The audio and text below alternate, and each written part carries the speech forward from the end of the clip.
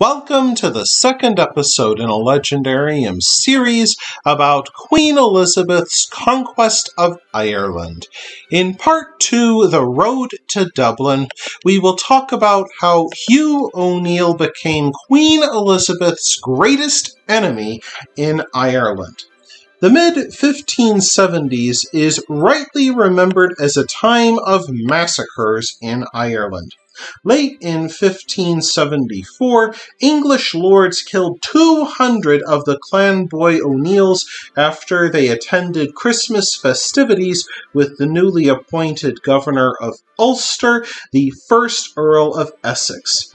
In 1575, men commanded by Sir Francis Drake butchered 600 of the Antrim MacDonalds at Rathlin Island on Essex's orders.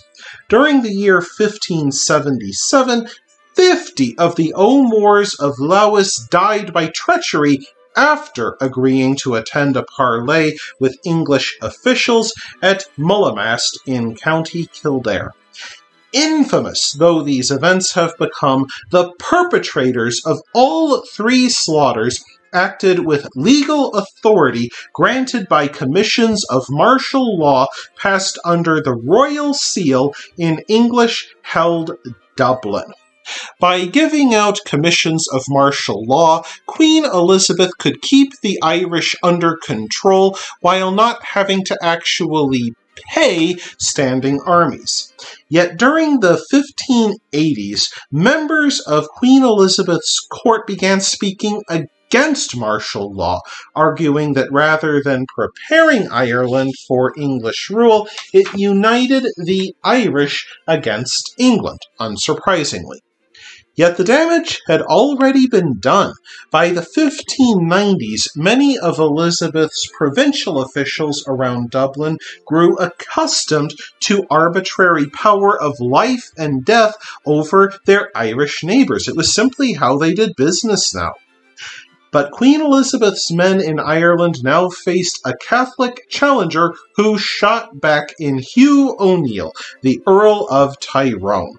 Born in 1550, Hugh O'Neill's father, Matthew, the Baron of Dungannon, died at the hands of his own half-brother Shane when Hugh was only 8 years old. 4 years later, a dynastic competitor murdered Hugh's elder brother, Brian. Taken into English wardship around Dublin, Hugh eventually took command of a troop of English soldiers who guarded the borders of the Pale. Thus, Hugh O'Neill's upbringing was much more cosmopolitan and well-traveled than that of some of his Irish countrymen.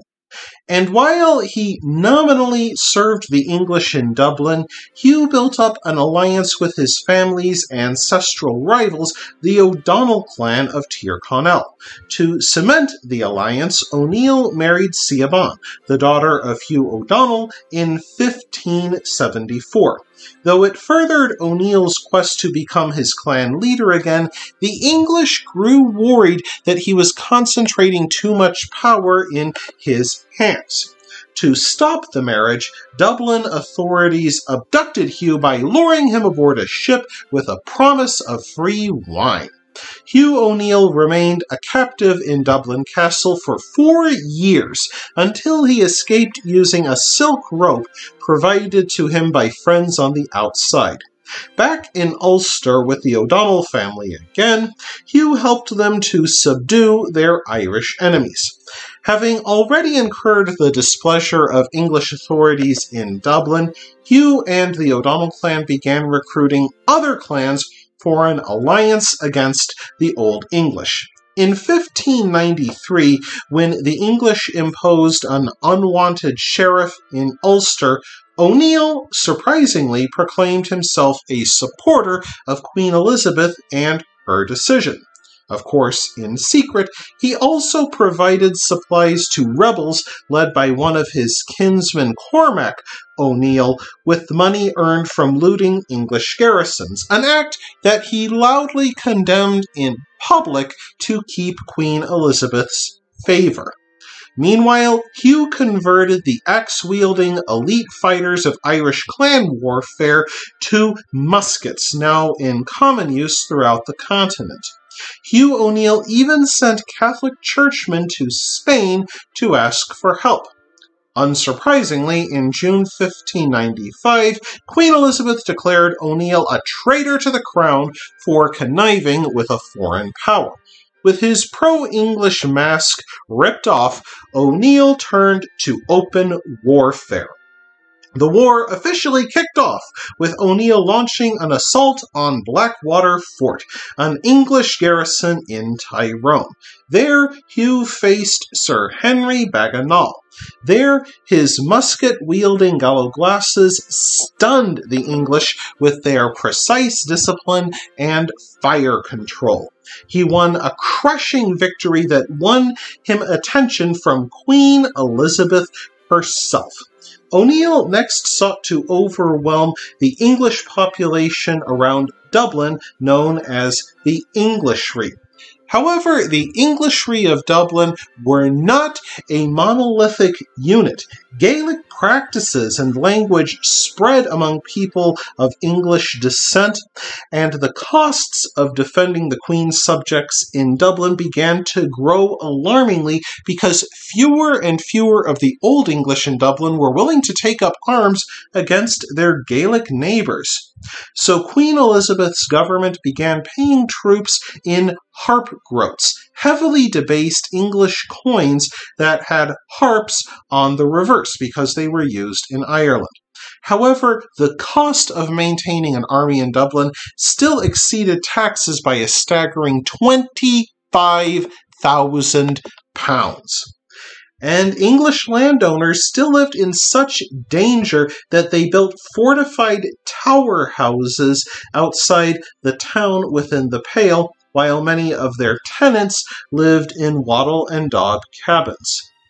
It's worth noting that many English wished to be rid of Ireland. Elizabeth's first governor, the Earl of Sussex, remarked that he often wished for Ireland to be sunk into the sea.